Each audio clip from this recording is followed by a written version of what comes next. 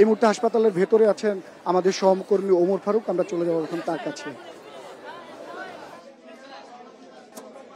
আমরা এই মুহূর্তে যে জায়গায় আগুনটি লেগেছে সেই জায়গায় রয়েছে এবং আগুন কিন্তু নিয়ন্ত্রণে চলে এসেছে। আমরা এই মুহূর্তে একজন ফায়ার সার্ভিসের ঊর্ধ্বতন কর্মকর্তা রয়েছে, তার সাথে সরাসরি তার সাথে একটা কথা বলবো। তিনি আসলে শুরু থেকে এখানে ছিলেন এবং সেখানে আগুন নির্বাপনের ব্যবস্থায় তিনি সরাসরি কর্মকাণ্ডের সাথে ছিলেন।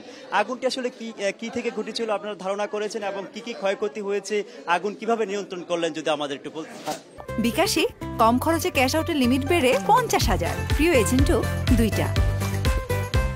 আগুনে আমরা আসলে খবর পেয়েছিলাম একটা 47-এ আমাদের ফায়ার স্টেশনে। তারপর ওখান থেকে আমরা 2টা ইউনিট নিয়ে দ্রুত এখানে আসি। এখানে এসে 1:55 দিকে আমরা কাজ শুরু করি এবং ওই সময়ের মধ্যে ভিতরে কিছু লোকজন, বিশেষ করে ভিকটিম যারা ছিল, কিছু শিশু পেশেন্ট ছিল, পেশেন্টরা দ্রুত নামছে এবং আমরা ওদেরকে দ্রুত বের হওয়ার ক্ষেত্রে সহযোগিতা করেছি তাদেরকে। অর্থাৎ আইসিইউতে যেখানে অগ্নিকাণ্ড হয়েছিল ওখানে কোনো ধরনের লোক আটকা ছিল না, আমরা তাদেরকে আগেই নিরাপদে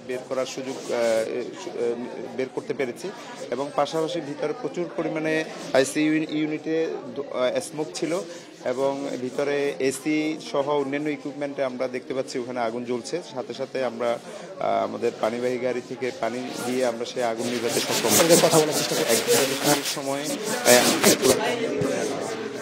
এর মধ্যে কোনো ভিকটিম আমরা এখনো পর্যন্ত আগুন নির্বাপন শেষে পরবর্তীতে সার্চ করে কোনো ভিকটিম আমরা পাইনি এবং কোনো ভিকটিমকে আমরা ভিতরে পাইনি। মোটামুটি সবাই যারা ছিল, আগে পেশেন্ট যারা ছিল, তারা নিরাপদে এখান থেকে ইভ্যাকুয়েট হতে পেরেছে।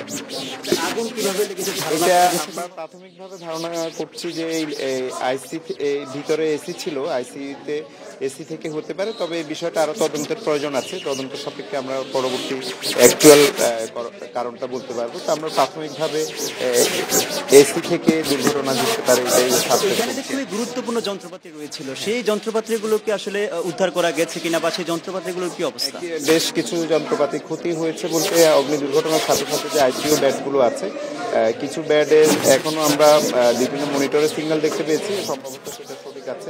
আর কিছু মালামাল তো যথেষ্ট ক্ষতিগ্রস্ত হয়েছে। পাশাপাশি ওখানে আরেকটা আগুনের জন্য প্রবলেম হয়েছে, সেখানে অক্সিজেনের যে লাইনটা ছিল সেটা বিচ্ছিন্ন হওয়ার কারণে অনবরত সেখান থেকে অক্সিজেন বের হচ্ছিল, যার কারণে আগুনের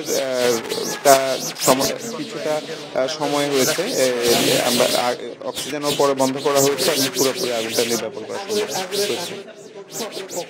আমরা আমাদের একটা ফায়ার সার্ভিসের একজন যিনি এখানে বলেছেন একটু আগে যে এখানে তখন 47-তে তারা খবর পেয়েছেন, 1:55-তে তারা এখানে আগুন নির্বাপন করার জন্য এসেছেন এবং আগুন নির্বাপন ব্যবস্থা আগুন নিভিয়ে এখানে তারা এখন যারা বলছিলেন যে কিছু যন্ত্রপাতি রয়েছে সেগুলো তারা অনেক ক্ষয়ক্ষতি হয়েছেন, সেগুলো উদ্ধার করার জন্য তারা সর্বাত্মক চেষ্টা করেছেন।